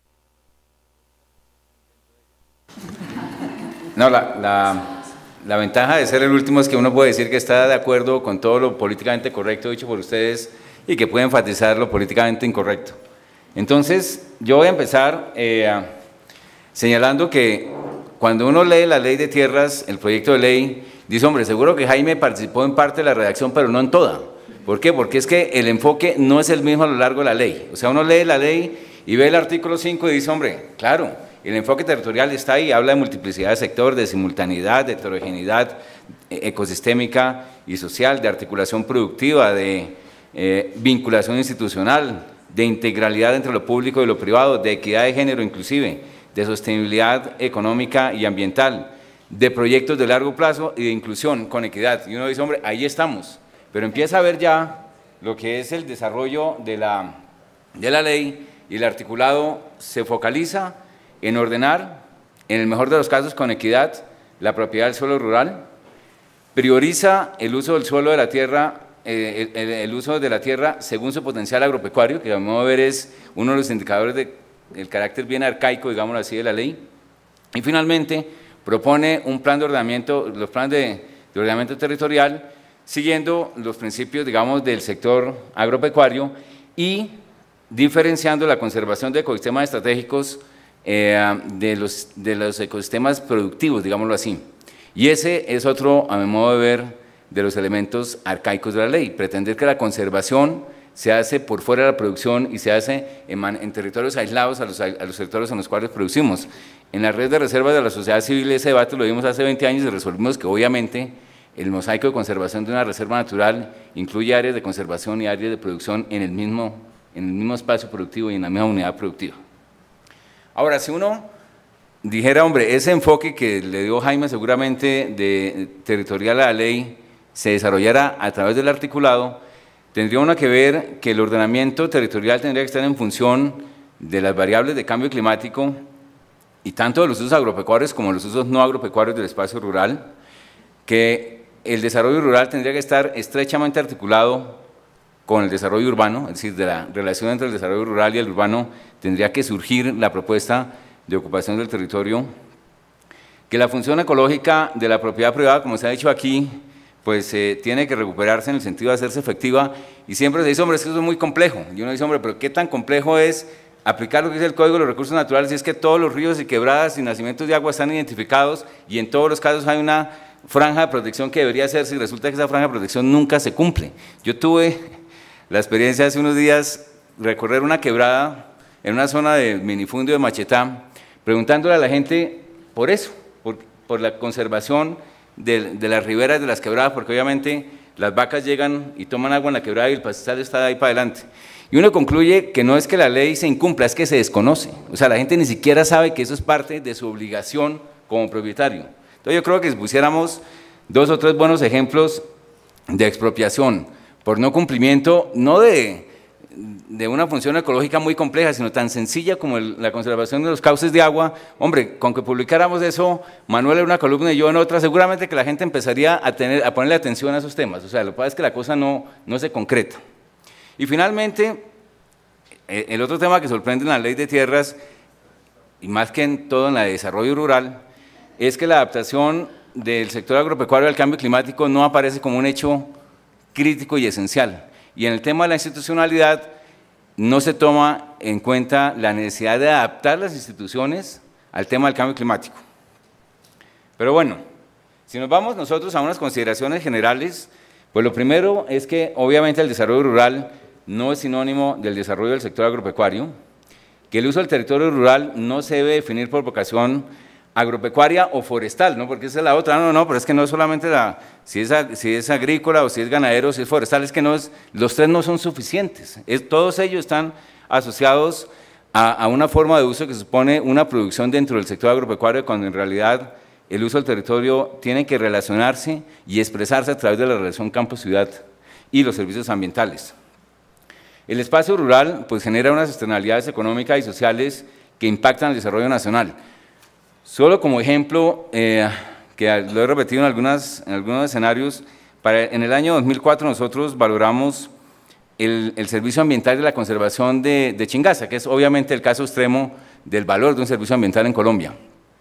Y comparando los costos de tratamiento de agua únicamente, bajo el supuesto de que la calidad del agua del sistema sur, del sistema de Tibitoc y el del sistema Chingaza, una vez tratadas, es exactamente igual, el diferencial de costo de tratamiento era de 1/4 parte el de Chingaza versus los otros 2 sistemas. ¿Por qué? Porque las condiciones de conservación del ecosistema permitían que el uso de químicos y maquinaria fuera mucho menos intensivo para la purificación, lo cual significaba que el valor económico de servicio ambiental era para el 2004, multiplicando el diferencial de costos por los metros cúbicos consumidos, de $15.4 millones al año. Y ejemplos similares seguramente podemos retomar para todos los acueductos del país, donde el valor económico de la conservación es mucho mayor que el costo de oportunidad de cualquier otra forma de uso. Luego, el otro tema que tampoco aparece en la ley de desarrollo, en la ley de tierras y desarrollo rural, es lo asociado a la conservación de los ecosistemas ambientales de los ecosistemas naturales, perdón, y de los servicios ambientales asociados, y cómo esa conservación significa disminuir la vulnerabilidad ante el cambio climático. Y nosotros debemos tener en cuenta que naturalmente esa vulnerabilidad se expresó en las horas invernales, inclusive con la interrupción de la infraestructura. ¿Por qué? Porque naturalmente con el incremento en la intensidad de las lluvias, si nosotros no protegemos la infraestructura, entre otras cosas con líneas de protección similares a los de los cauces de agua en el sentido de cobertura vegetal, estamos acostumbrados a atravesar las montañas por carreteras donde el talud está totalmente descubierto de vegetación y alrededor de él están las vacas o están los cultivos de plena exposición sin absolutamente ningún criterio de conservación para preservar la infraestructura. Entonces los costos asociados son supremamente grandes. Ahora, lo que es un hecho es que la importancia de los servicios ambientales asociados a los espacios rurales está aumentando. Está aumentando en términos económicos y está aumentando en términos de la valoración social que de ellos se hace. Hay un tema global, pues obviamente que tiene que ver con la regulación climática y la fijación de carbono, y hay unos muy locales que tienen que ver con el suministro de agua en las ciudades y en el mismo campo, y la regulación hídrica, con la estabilidad de los taludes y su efecto sobre la infraestructura, especialmente la conservación de la infraestructura, y bueno, la calidad del aire en los espacios urbanos, pero especialmente también la conservación de los servicios ecosistémicos y de la biodiversidad. Adicionalmente, como decía el doctor Dusan, con los temas, digamos, de ecoturismo, educación y recreación. Colombia vive de manera intensa, digamos, esas relaciones entre servicios ambientales, bienestar y desarrollo. Uno diría que de las horas invernales deberíamos haber sacado el espacio de discusión más fructífero para haber hecho énfasis en la necesidad de relacionar servicios ambientales con bienestar y desarrollo económico, pero lo perdimos en buena parte. Ahora, si vamos al enfoque del proyecto de ley de tierras y desarrollo rural, pues yo digo que ese enfoque es fundamentalmente agrarista y en eso se parecen el gobierno y las FARC, ¿no? Y es que el enfoque del desarrollo rural no puede seguir siendo un enfoque agrarista. Inclusive el discurso pues, de Oslo de Iván Márquez llevó la discusión a unos espacios que no estaban previamente acordados en La Habana, que correspondían a haber sacado el tema rural de lo estrictamente agrario. Pero para poner solo unos ejemplos, en el artículo 16, cuando define la política de desarrollo rural con enfoque territorial, que uno dice, bueno, ahí tiene que estar el tema de los servicios ambientales, pues resulta que el gran ausente en ese artículo es el de los servicios ambientales. Luego, si vamos al artículo 17, 18, 19, donde se desarrollan propuestas de programas de desarrollo rural y de temas asociados con el ordenamiento territorial, de nuevo los servicios ambientales y el pago de los servicios ambientales están ausentes. Si vamos al artículo 13, el Sistema Integral de Información Estadística y Geográfica, naturalmente se hace toda una propuesta de qué se incluirá en el sistema de información, pero no se incluye también lo que significa la variación en la generación o no de los servicios ambientales y el impacto económico que eso tiene. Y en el Consejo Nacional de Estadística Agropecuaria, que debería llamarse Consejo Nacional de Estadística Rural más que Agropecuaria, de nuevo pues desaparece, allí no aparece nada de la relación entre los servicios ecosistémicos y el desarrollo de infraestructura, por poner solamente un ejemplo. Y en el Consejo Técnico Asesor del Ministerio de Agricultura y Desarrollo Rural, diría un hombre, si vamos en ese ministerio a hacer el ordenamiento ambiental del territorio o el ordenamiento del territorio en el espacio rural, pues naturalmente tendría que estar como miembros permanentes de ese consejo el Ministerio de Medio Ambiente, el Ministerio de Transportes y el Ministerio de Minas y Energía. En innovación agropecuaria, de nuevo, se hace referencia solamente a la innovación en el sector agropecuario y no a la innovación para el desarrollo rural. Y yo diría que estas deficiencias se aplican de manera similar para toda la institucionalidad que, como decíamos o decían ustedes antes, tiene que ser motivo de una revisión distinta o mucho más detallada, pero la verdad es que el tema de la institucionalidad solo viene como a afinar algunas de las funciones que tradicionalmente tenían instituciones, pero no a modificarlas.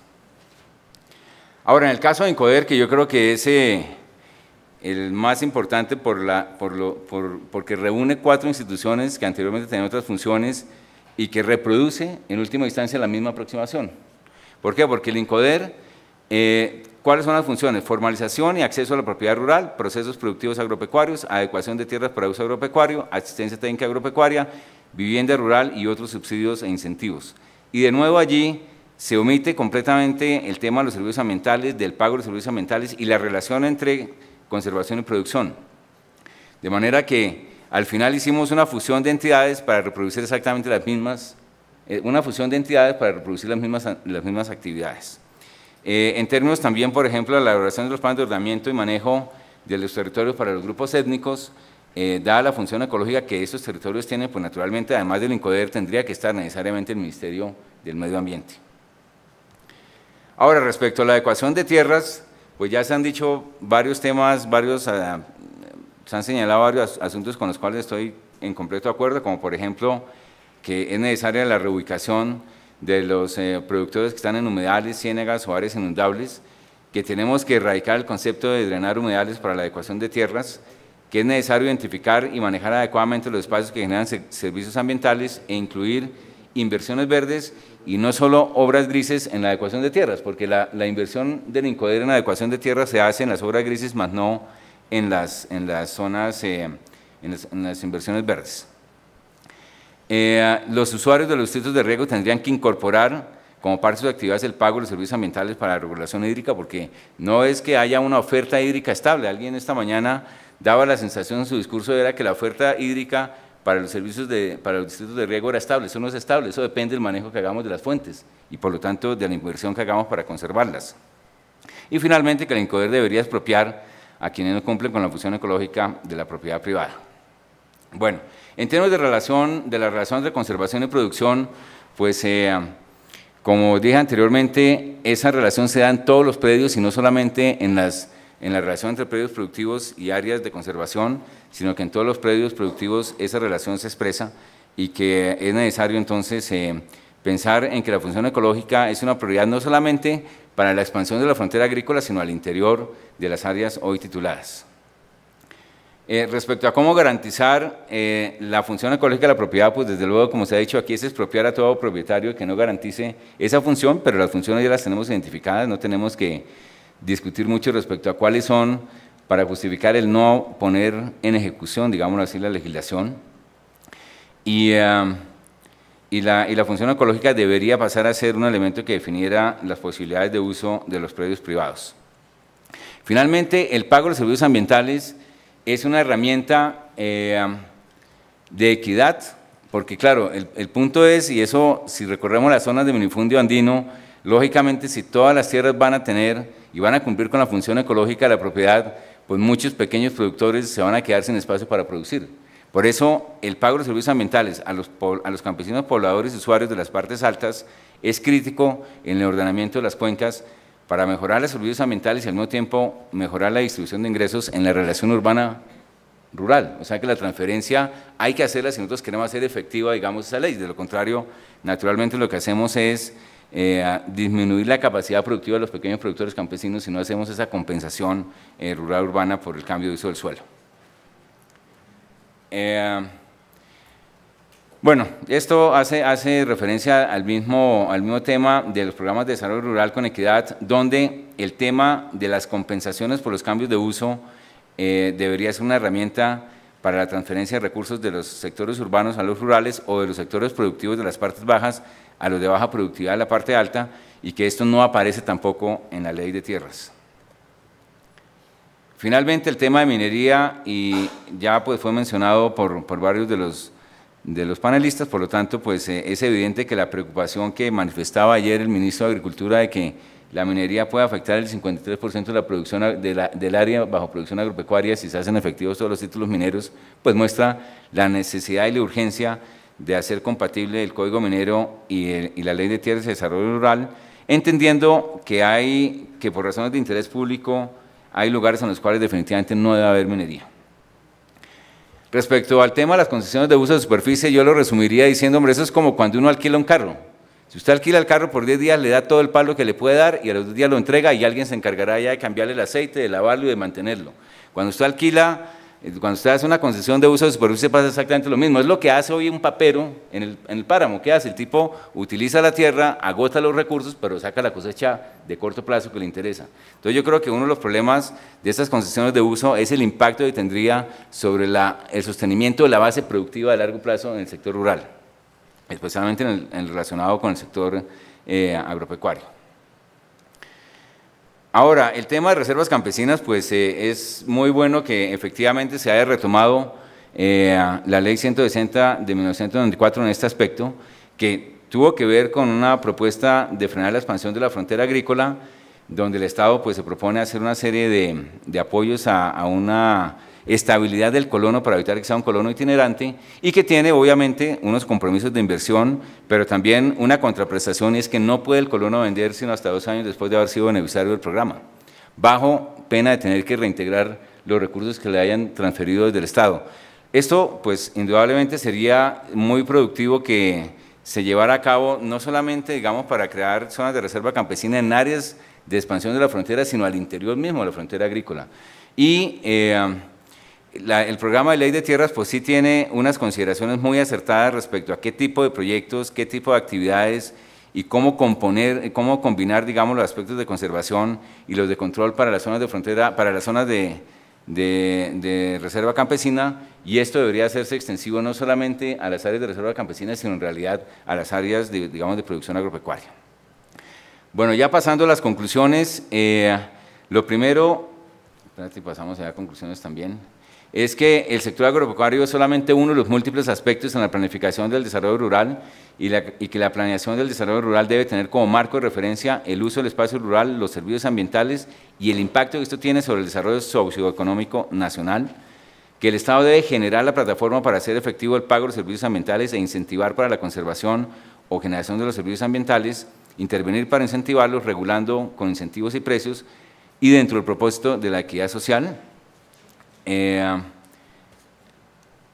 Que la minería pues naturalmente afecta a los ecosistemas naturales y desequilibra la base natural productiva que utiliza hoy el sector agropecuario y que por lo tanto es necesario hacer compatibles el desarrollo, la propuesta de desarrollo del sector agropecuario con la de la minería, que los bosques naturales y la posibilidad digamos del relacionamiento de los bosques con la estrategia RED nos debería llevar a que RED estuviese dentro del plan de desarrollo rural, no lo vemos.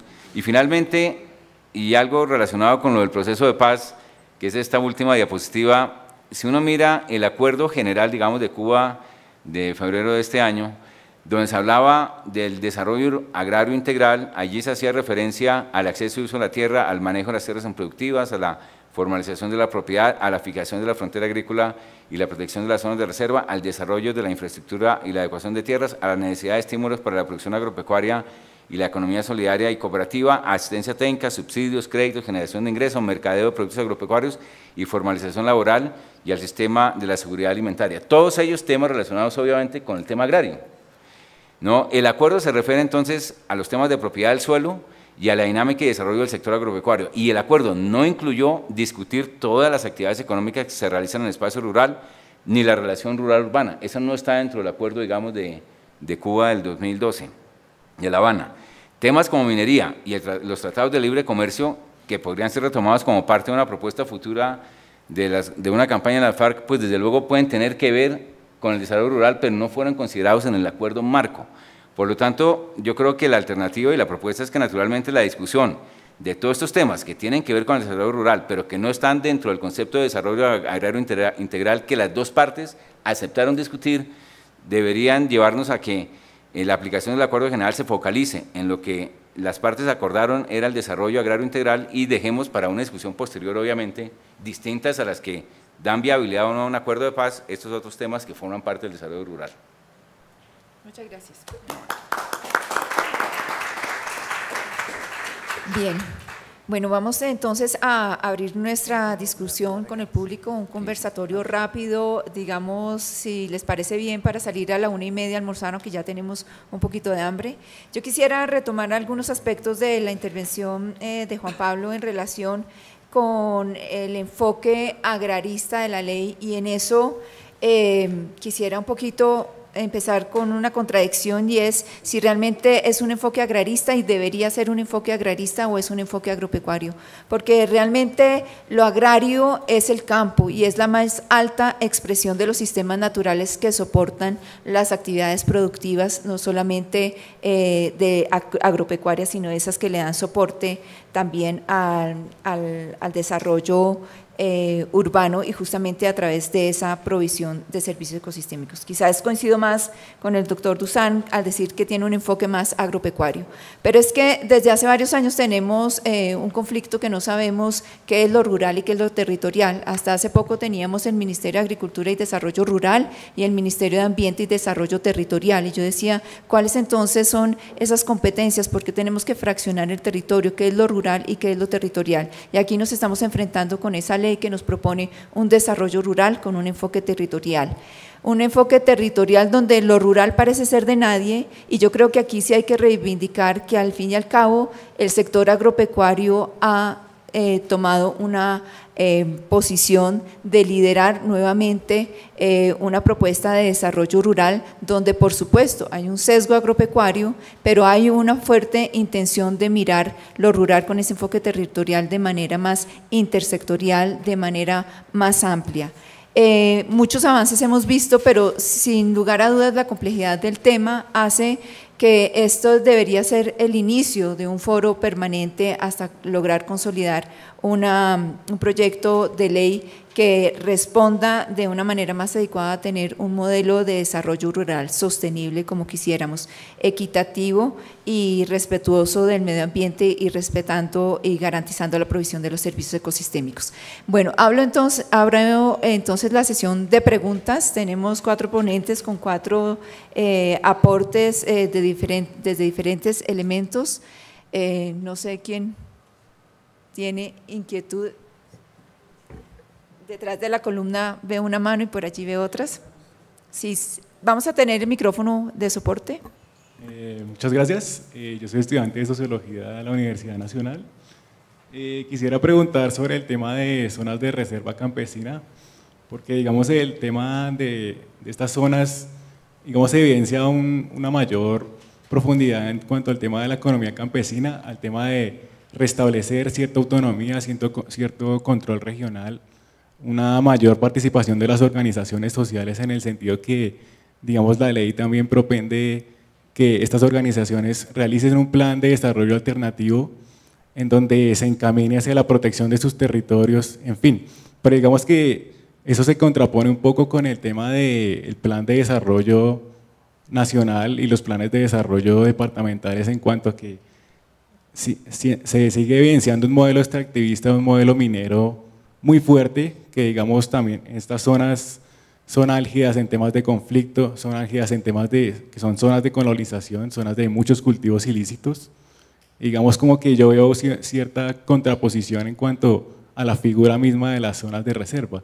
Entonces quería preguntarle, pues no tengo especialmente un panelista, sino pues tal vez el que tenga más experiencia en eso, sí, tal vez un poco más de profundidad sobre la figura misma de las zonas de reserva y tal vez las experiencias que se han dado, digamos, en las primeras que son de Cabrera, Guaviare, El Pato. Muchas gracias. Okay. Recogemos la segunda pregunta por allí.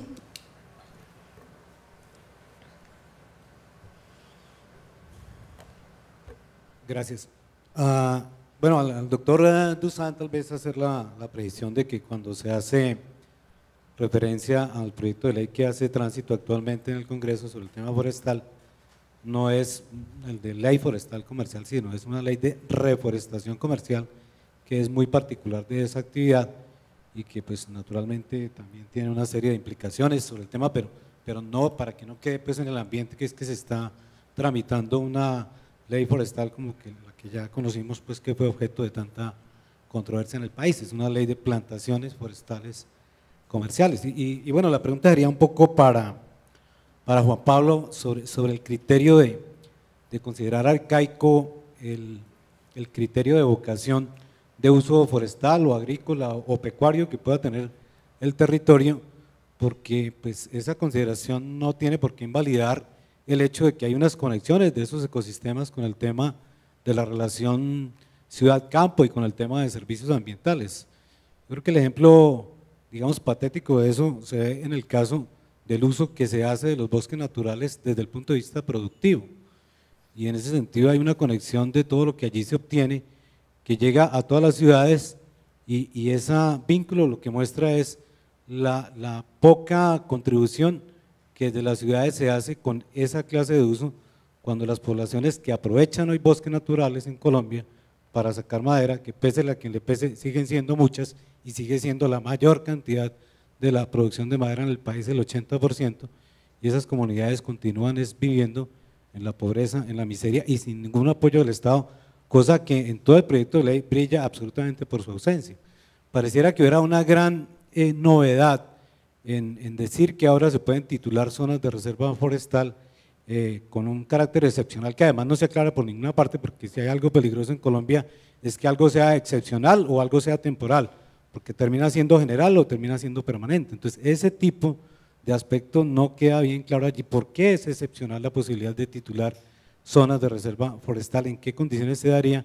Y creo que es claro esa situación cuando es evidente que hay una completa desconocimiento, digamos, de la opción productiva del bosque natural. O sea, se sobreenfatiza el tema de la preservación, de la conservación, que está muy importante, es muy importante que se haga, pero se desconoce mucho el tema de la opción productiva de los bosques naturales, donde hay muchas poblaciones en Colombia que dependen de eso, y que para terminar, pues queda muy patentado en el tema del apoyo que hay desde el Estado. El sector de la reforestación comercial en Colombia, durante este gobierno va a recibir 400.000 millones de pesos a través del certificado de incentivo forestal.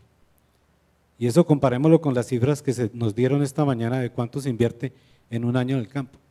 Las personas que quieren trabajar sosteniblemente el bosque no tienen un solo centavo de apoyo del Estado para esos fines. Entonces, vuelvo a relacionar eso con la pregunta para Juan Pablo, porque es que el hecho de que se use ese criterio para definir el territorio no tiene por qué desconocer la conexión Estado, campo, ciudad, ni desconocer el tema del pago de servicios ambientales. Por lo tanto, calificarlo de arcaico significa no utilicemos ese criterio cuando en realidad pues, tiene ese que ser el punto de partida para ordenar el territorio.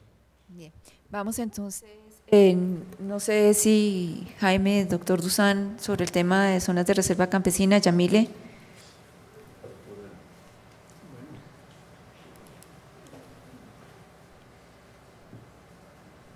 Yo también tengo que contestarle algunas cositas a Juan Pablo.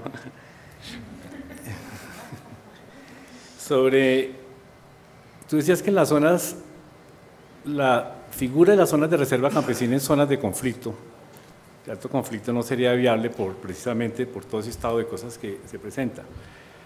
Pero yo debo decirte que precisamente la figura de las zonas de reserva campesina es muy particular de Colombia, en la medida en que lo que busca es proteger los derechos de propiedad de los campesinos, de hacer inalienable frente al mercado esas zonas para evitar las presiones que regularmente se ejerce sobre la tierra de los campesinos. Yo estoy casi completamente seguro que no habría hoy en día ese surgimiento de peticiones, porque hay un surgimiento bastante importante, y como 15 solicitudes adicionales en este momento de zonas de reserva campesina, si no fuese por el hecho de que los campesinos se sienten vulnerados o se sienten vulnerables frente a los actores del conflicto que los despojan de sus tierras. Entonces ellos se autosometen a esa figura para proteger sus derechos.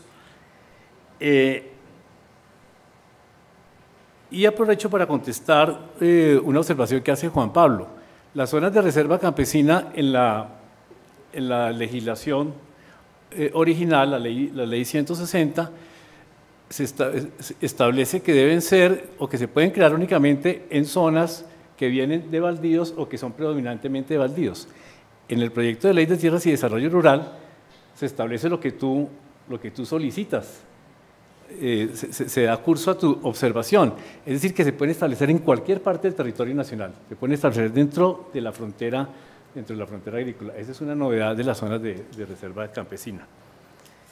Sobre la titulación en zonas de reserva forestal, la cosa va más allá, es decir, el proyecto establece una estrategia de deslinde de la propiedad, de deslinde y clarificación de la propiedad territorial, en donde el Estado interviene como un actor central. Entonces, parte de las zonas de reserva forestal de la ley, no recuerdo el número, en este momento inclusive son municipios, están ocupadas por ganaderías, por infraestructuras, por carreteras, etcétera. Entonces, lo que se hace es volver, digamos, a clarificar ese deslinde, a deslindar esas tierras y declarar declarar nuevas zonas de reserva forestal, las que son realmente boscosas, afianzar como zonas de reserva forestal los bosques que caen, que son realmente bosques y que están bajo esa figura, y recuperar para el Estado como baldíos porque esas son zonas. La gente que está ahí ejerciendo derechos de propiedad privada aparentemente lo están haciendo ilegalmente. Entonces el Estado recuperaría inmediatamente esas tierras y las podría asignar de acuerdo con un criterio técnico, social y ambiental, o bien para la conservación, es decir, hay que revegetalizarlas, o bien para la producción. Esta ganadería, aquí puede haber, en estos territorios de ganadería, puede haber una producción sostenible o una producción de cualquier tipo agropecuaria. Pero no sé si contestar de una vez lo de Juan Pablo, lo dejamos como para rematar. Dejemos aquí. Sí, démosle la palabra al. No, veamos entonces el tema del concepto el concepto arcaico, tu concepto arcaico. A ver, cuando se define la vocación del suelo y se dice que es o de vocación agrícola o ganadera o forestal, y que a partir de eso se debe entonces darles uso a ese espacio. ¿Por qué considero que es arcaico? Es arcaico porque realmente hoy el uso del suelo, el uso del espacio, incluyendo, digamos, no solamente el suelo, sino, digamos, su cobertura, en términos de los servicios ambientales que genera, hay muchos aspectos nuevos, distinto a la producción agropecuaria, distinto a la producción agrícola, la producción ganadera y a la producción de maderas, que tienen valores económicos que hacen que el uso de ese espacio no pueda ser determinado por lo que hemos llamado tradicionalmente la vocación agrícola, ganadera o forestal. ¿Por qué? Veamos ejemplos. El desarrollo de la infraestructura tanto de carreteras como de trenes, es una infraestructura que requiere protección a través de usos del suelo que no están definidos ni por la vocación agrícola, ni ganadera, ni forestal de las franjas de protección. Está definido porque el desarrollo de la infraestructura exige una conservación, especialmente en ciertas condiciones de suelo y topografía. El tema de la regulación hídrica y de la calidad y cantidad, digamos, de la oferta hídrica para múltiples usos económicos. No es ni por la producción agropecuaria, ni por la producción ganadera, ni por la producción forestal que podemos definir o debemos definir la conservación en ciertos espacios que tienen el mayor valor económico bajo la conservación por los efectos de los servicios ambientales que eso genera sobre otros sectores y por los impactos económicos que los servicios ambientales generan. Y no es en ninguna de las tres categorías. El tema del turismo. El tema del turismo, si lo vamos a ver con relación a cómo se está manejando el turismo en otros países, el ecoturismo, que es una empresa, una actividad económica creciente con posibilidades de valoración económica supremamente altas y en el caso colombiano, pues muy especiales. Obvio, de nuevo, tampoco está definido desde la perspectiva ni de lo agrícola, ni de lo ganadero, ni de la producción de maderas. Entonces, y bueno, y eso si entramos al tema de cambio climático y de las compensaciones por sumideros de carbono en términos globales, pues todo lo de REDD+ es una cosa que significa la posibilidad de transferencia de recursos por razones de ¿qué? De fijación de carbono. Entonces yo creo que el uso del suelo por razones de vocación agrícola, ganadera o forestal, hombre, sí es arcaica. Sí es arcaica, ¿por qué? Porque hoy hay muchos factores económicos asociados al uso del suelo que superan esas tres instancias productivas, digamos. Y bueno, y si vamos a mirar ya términos mucho más globales, vemos que el valor de la producción agropecuaria, o sea, de ganadería y agricultura y productos del bosque, si lo vemos dentro de las economías y cuál es la dinámica que tienen, pues hombre, en el caso de Estados Unidos y Francia es el 2%, incluido el subsidio que tienen esos sectores.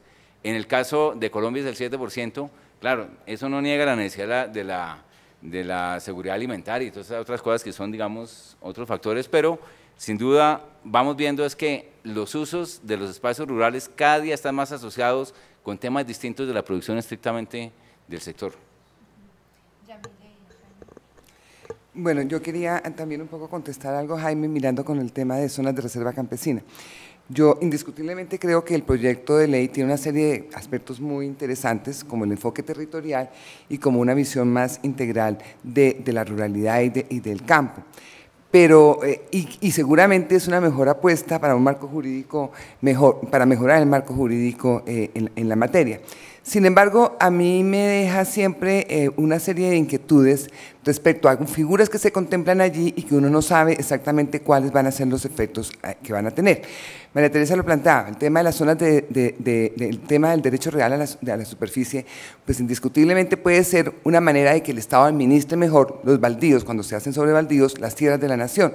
Pero entonces genera otras inquietudes. ¿Qué va a pasar cuando se retornen esos territorios o cuando se utilicen mal? ¿Sí? Y yo creería que eso amerita un estudio más profundo. Yo haría una comparación o llamaría más bien a estudiar y analizar el tema también en minería. El tema, muchas de las concesiones se hacen sí, sobre terrenos que son de la nación. Gran parte de lo que tiene en este momento, por ejemplo, Cerrejón, de las 67.000 hectáreas, se dice que se le va a devolver al Estado.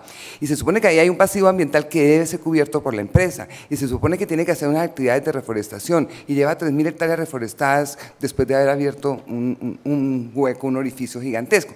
Entonces creo que hay una experiencia en el sector minero que habría que empezar a mirar antes de botarnos a la piscina del derecho real a la superficie. Y en cuanto al tema de las zonas de reserva campesina en la frontera agrícola, yo creo que eso ha sido una petición que se ha hecho durante mucho tiempo, nunca se entendió, y de pronto el doctor Dusan nos podría contar la historia, por qué se limitó, ¿sí?, la conformación de zonas de reserva campesina fuera de la frontera agrícola.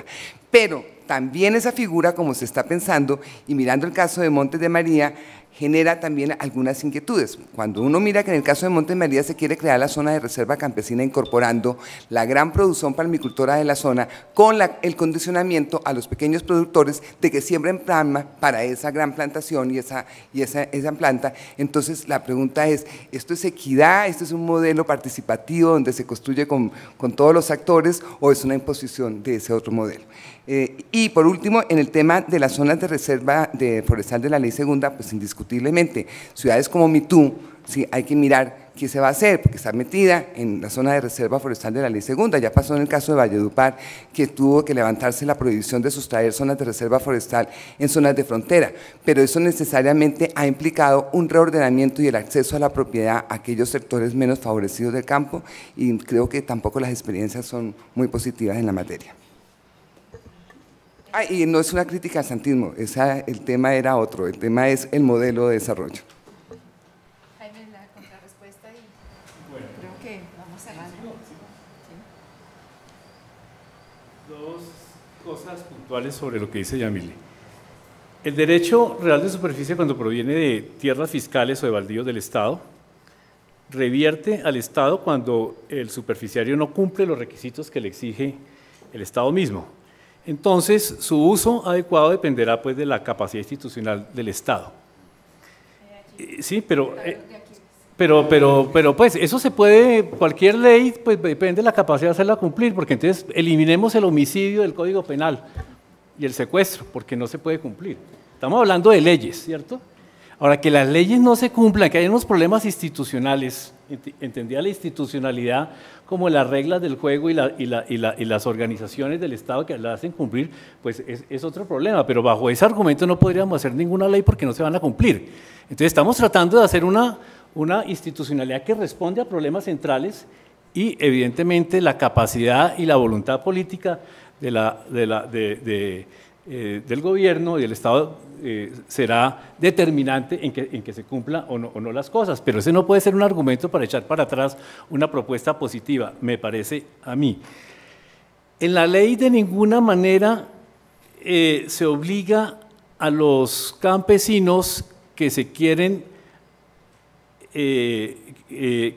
vincular voluntariamente a la figura de las zonas de reserva campesina a sembrar X tipo de producto. Lo que está pasando si lo que está pasando en Montes de María es eso, pues eso no está previsto en la ley y eso contradice la ley misma, pero la ley está hecha y los campesinos la reclaman para declarar zonas de reserva campesina cuando ellos se sienten, especialmente como les digo, cuando se sienten vulnerables para proteger sus derechos de propiedad y declarar que son inalienables con respecto a los mecanismos de mercado y por tanto a las presiones para que ellos salgan de sus tierras.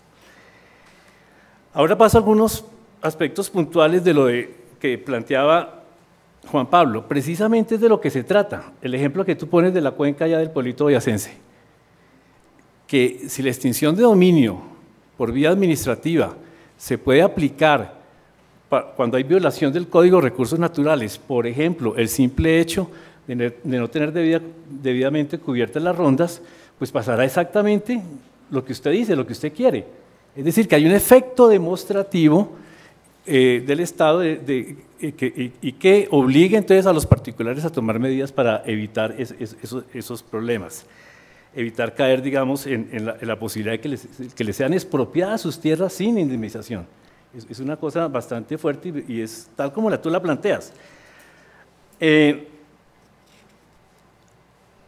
Ahora, sobre la cuestión fundamental, me parece que Juan Pablo plantea que lo fundamental en el desarrollo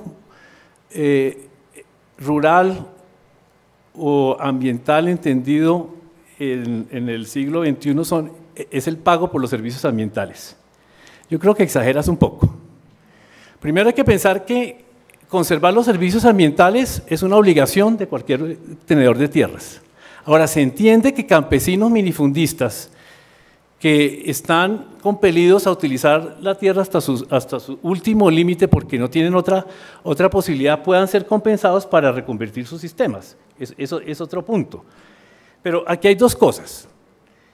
La primera, tú te equivocas grandemente cuando piensas que yo soy el autor de la introducción de la dimensión territorial rural de la ley. No, yo participé en la Comisión de Tierras, exclusivamente, ¿sí? Y participé exclusivamente en la Comisión de Tierras porque creo que algunos de ustedes conocen los estudios que nosotros hemos realizado en nuestro centro de investigación y que han realizado otros colegas, que muestran con claridad la potencialidad productiva de los campesinos colombianos y en general del tercer mundo, y muestra con claridad que el problema central para desarrollar esa capacidad productiva son sus limitaciones en el acceso a capital, pero sobre todo a tierra, el problema del minifundismo.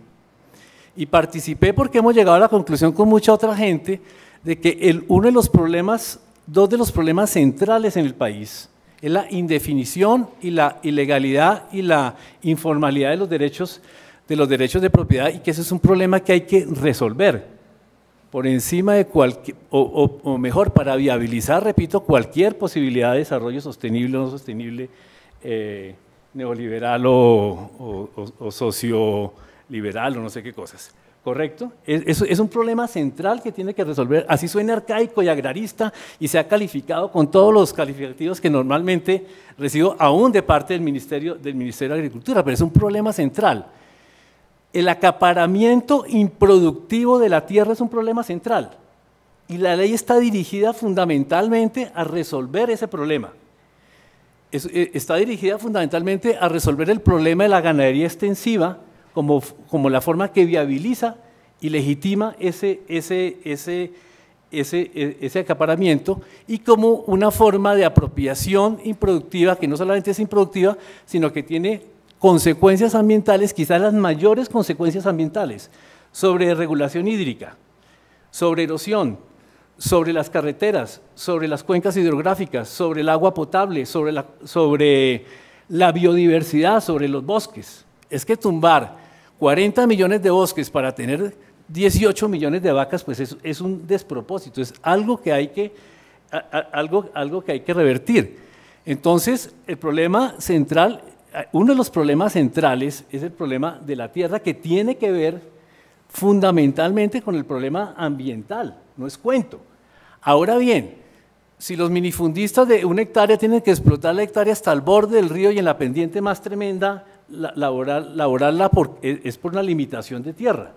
Pero si el tipo tuviera 6 o 10 hectáreas, depende del sitio donde estemos, de las condiciones ecosistémicas y de mercado, podría tener unos sistemas mucho más amigables con el medio ambiente, podría dedicar parte de las zonas más vulnerables a la conservación, podría introducir cierto tipo de sistemas que además sabemos que los sistemas de producción sostenible, por lo que hemos estudiado en Colombia y en otros países del mundo, pero especialmente en Colombia, tienen la gran ventaja que, como son altamente intensivos en mano de obra y bajamente intensivos en capital, son viables para el campesino, aún sin necesidad de pagarle por la conservación de los servicios ambientales. Entonces, la solución del problema de la tierra es un problema fundamental, aunque suene arcaico, aunque se diga que en la sociedad del conocimiento, que en la sociedad de los servicios ambientales, que en la sociedad de sometida al calentamiento global, ese problema ha dejado de ser importante. No, está en el centro del desarrollo, del desarrollo rural y territorial, en el centro del futuro del país, en el centro de la viabilidad de nuestro sector rural. Ahora bien, si estamos de acuerdo, termino en 30 segundos. 30 segundos.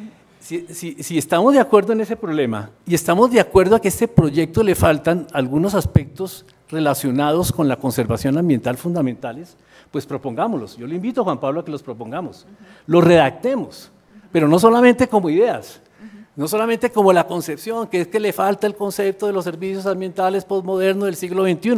No, ¿cuáles son los artículos específicos que vamos a proponer para que el proyecto quede mejor? Yo los invito a que trabajemos positivamente.